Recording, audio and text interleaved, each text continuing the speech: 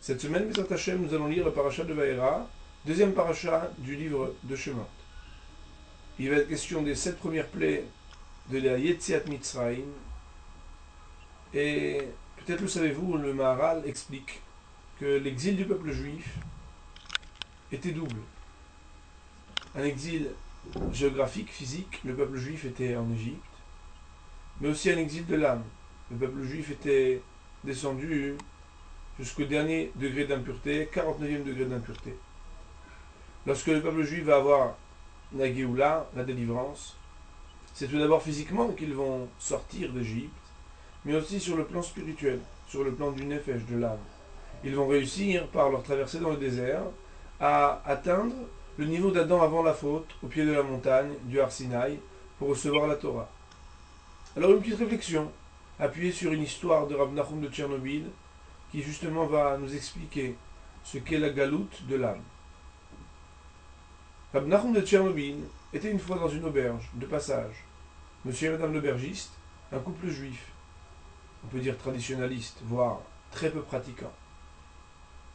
En plein milieu de la nuit, ils entendent ce rebbe en train de crier, en train de pleurer. Alors monsieur l'aubergiste descend et lui dit « Mais le lit ne vous convient pas? Vous avez mal quelque part ?»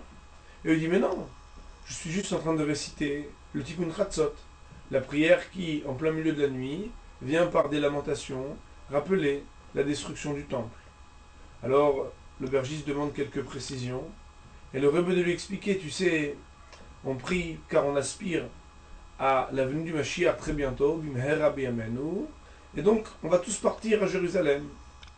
On va voir le temple, on va faire les corbanotes, les sacrifices, puis là-bas ça va être exceptionnel, il y aura tous les juifs du monde.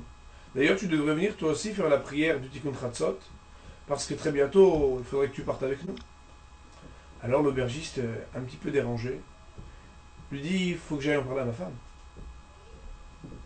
Et puis il monte et redescend très vite, et lui dit « Tu sais, ma femme elle m'a dit que même si le Mashiach vient, nous on ne va pas partir. On ne peut pas. On ne peut pas laisser notre auberge, notre ferme, nos animaux. » Alors le rebbe de lui dire « Mais il ne faut pas être naïf. Bientôt les Cosaques vont venir, ils vont vous prendre votre auberge, votre ferme et vos animaux. Et vous allez vous retrouver sans rien, et en plus vous serez ici tout seul. » Alors l'aubergiste te dire « C'est vrai, j'avais pas pensé à ça.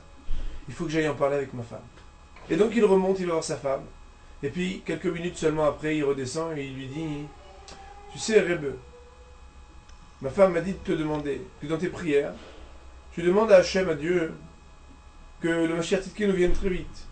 Et puis que vous partiez, toi et tous les Cosaques, tous ensemble, en Eretz Israël, Bimhera B'Yameinu, et nous on restera ici, avec notre auberge, notre ferme et tous nos animaux. » De cette petite histoire, le commentaire chassidique est le suivant. C'est que faire sortir les juifs de la galoute, c'est très facile. Mais faire sortir la galoute du cœur des Béné Israël, ça c'est beaucoup plus difficile. Alors un message de réflexion. Pour ceux qui sont en Israël déjà, qui sont sortis de la galoute géographique, de l'exil géographique, eh bien, de se poser la question. Est-ce que même ici on n'est pas, certaines fois, prisonniers de cette galoute du cœur? Et puis a fortiori pour ceux qui sont encore à l'extérieur d'Eretz Israël, de réfléchir si vraiment ce confort qui nous retient n'est pas encore une fois un peu d'Égypte dans notre cœur. Que Bezrat Hashem, cette réflexion nous amène à être totalement délivrés, car aujourd'hui nous avons le moyen en Eretz Israël d'appliquer beaucoup plus facilement qu'ailleurs les mitzvot. Alors Bezrat Hashem, qu'on puisse tous ensemble avec le Mashiach Tzidkenu très bientôt se retrouver avec Kibbutz Galuyot, la réunion des exilés avec le Mashiach Tzidkenu Bimhera B'Yameinu Amen. Shabbat